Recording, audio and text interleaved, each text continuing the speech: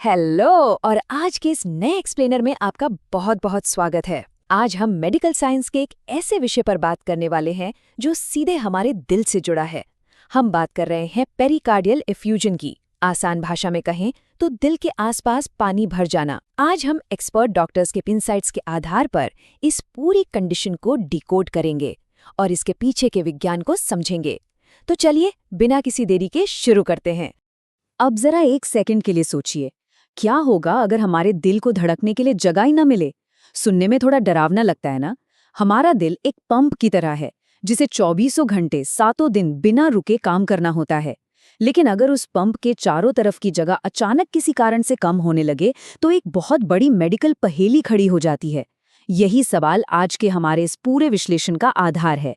जब दिल के आसपास का ये जरूरी स्पेस कम हो जाता है ना, तो पूरे शरीर के ब्लड सर्कुलेशन पर इसका सीधा और बहुत खतरनाक असर पड़ता है। तो चलिए सबसे पहले अपने पहले सेक्शन की तरफ बढ़ते हैं। आखिर ये पेरिकार्डियल फ्यूजन है क्या और इस कंडीशन को मेडिकली कैसे डिफाइन किया जाता है। बहुत ही सिंपल शब्दों में अगर समझें तो पेरिकार्डियल एफ्यूजन का मतलब है हमारे दिल के आसपास किसी तरल पदार्थ या पानी का असामान्य तरीके से जमा हो जाना। देखिए, इंसान का जो दिल होता है ना, वो एक डबल लेयर्ड थैली के अंदर बिल्कुल सेफ रहता है, जिसे पेरिकार्डियम कहते हैं। नॉर्मली इन दोनों लेयर्स के बीच में थोड़ा सा फ्लूइड होता है जो घर्षण या फ्रिक्शन को रोकता है, एक तरह से ल्यूब्रिकेंट का काम करता है। पर असली प्रॉब्लम तब शुरू होती है जब ये फ्लूइड अपनी नेचुरल लिमिट से बहुत ज्यादा बढ़ने लगता है। पता है इससे क्या होता है? इस एक्स्ट्रा पानी की वजह से दिल की मांसपेशियों पर भारी दबाव पड़ता है और दिल ठीक से फैल नहीं पाता। लिटरली उसे अपना काम करने के लिए यानी धड़कने के लिए बहुत स्ट्रगल करना पड़ता है। अब आगे बढ़ते हैं हमारे अगले सेक्शन की तरफ, जहां हम इस बीमारी के मुख्य कारणों को समझेंगे। आखिर ऐसे कौन से मेडिकल ट्रिगर्स हैं जो इस पानी को बढ़ा देते हैं। देखिए, ये जो एक्स्ट्रा पानी है ना, ये अपने आप या हवा में से अचानक नहीं आता। इसके पीछे हमेशा कोई ना कोई सॉलिड कारण जरूर होता है। अगर हम इन कारणों की बात करें तो सबसे बड़ा कल्प्रिट होता है इन्फेक्शन, जिसमें टीबी या फिर कई तरह के वायरल इन्फेक्शंस शामिल हैं।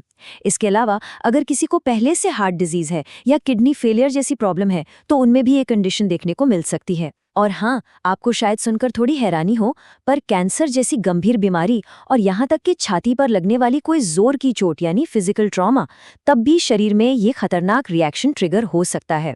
तो बेसिक बात यह है कि ये किसी एक चीज का रिजल्ट नहीं है, बल्कि शरीर के कई अलग अलग सिस्टम्स के डिस्टर्ब होने का परिणाम हो सकता है। अब आते हैं एक बहुत ही क्रूशल पॉइंट पर, वो सीरियस लक्षण जो हमारी बॉडी हमें वार्निंग साइन के तौर पर देती है। जब दिल प्रेशर में होता है ना, तो बॉडी बिल्कुल चुप नहीं बैठती, वो लगातार सिग्नल्स देती है। ये प्रॉब्लम एक झटके में नहीं आती, बल्कि एक टिक टिक करती घड़ी के तरह स्टेप बाय स्टेप बढ़ती है। स्टेप 1 में आपको अचानक से बहुत ज्यादा थकान महसूस होने लगेगी और सांस लेने में तकलीफ होगी।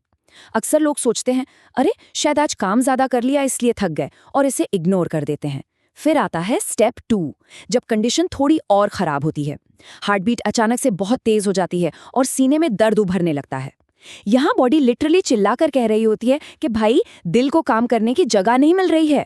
और एंड में स्टेप 3, जो कि सबसे सिवियर केस है, जब दिमाग तक पूरा खून नहीं पहुंच पाता तो इंसान बेहोश भी हो सकता है। इसीलिए इन शुरुआती लक्षणों को हल्के में लेना सचमुच बहुत भारी पड़ सकता है। लेकिन अगर ये लक्षण दिख जाएं तो क्या? हमारा अगला सेक्शन इसी बारे में है कि डॉक्टर्स आखिर इस कंडीशन का मेडिकल इन्वेस्टिगेशन और डायग्नोसिस कैसे करते हैं।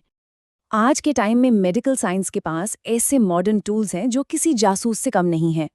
इसमें सबसे प्रमुख टेस्ट जो किया जाता है वो है इकोकार्डियोग्राफी, जिसे आम भाषा में एको कहते हैं। ये एक तरह से हार्ट की वर्किंग को लाइव विजुअलाइज करने का सबसे बेहतरीन तरीका है। इससे डॉक्टर्स सीधे देख पाते हैं कि दिल के आगे पीछे कितना पानी जमा है। इसके अलावा चेस्ट कैविटी की कंडीशन चेक करने के लिए एक्सरे किया जाता है। अगर और भी डीपली देखना हो तो सीटी स्कैन का यूज होता है, जो अंदरूनी अंगों की बहुत ही डिटेल्ड पिक्चर दे देता है। और हाँ, इस पूरे जलभराव के पीछे आखिर कौन सा मूल कारण या इन्फेक्शन छिपा है, ये पता लगाने के लिए ब्लड टेस्ट्स किए जाते हैं। आज के इन बेहतरीन उपकरणों की मदद से इस बीमारी को एग्जैक्टली पिन पॉइंट करना पूरी तरह से संभव है। एक बार डायग्नोसिस हो गया तो बारी आती है सोल्यूशन की। हमारा अगला सेक्शन इसके ट्रीटमेंट और आगे के बचाव यानी प्रिवेंशन मेथड्स पर बेस्ड है। अगर ट्रीटमेंट की बात करें तो शुरुआती दौर में सूजन और दर्द कम करने के लिए कुछ स्पेसिफिक दवाइयां दी जाती हैं। पर सिर्फ दर्द कम करना काफ़ी नहीं है, रूट कॉज यानी बीमारी की जड़ को ठीक करना सबसे ज़्यादा ज़रूरी है। मतलब अगर टीबी की वजह से पानी भरा है तो पानी निकालने के साथ साथ टीबी का पूरा इलाज भी करना पड़ेगा। और जो सबसे सिवियर केसेस होते हैं उनमें एक स्पेशल प्रोसीजर किया जाता है जिसका नाम है पेरिकार्डियोसिंथेसिस। बड़ा अजीब सा नाम है ना, पर इसका काम बड़ा लाइफ सेविंग है। इसमें एक नीडल या छोटी सी ट्यूब की मदद से दिल के पास जमे उस एक्स्ट्रा खतरनाक पानी को सेफली बाहर निकाल लिया जाता है। सोचिए, जैसे ही वो पानी निकलता है दिल को तुरंत रिलीफ मिलता है और वो वापस अपनी नॉर्मल स्पीड से धड़कने के लिए आज़ाद हो जाता है। पर क्या हम इस नौबत के आने से पहले ही खुद को बचा सकते हैं? बिल्कुल, prevention is better than cure, right? बचाव की रणनीतियां बहुत सिंपल हैं। रेगुलर हेल्थ चेकअप्स करवाना इस लिस्ट में सबसे ऊपर है।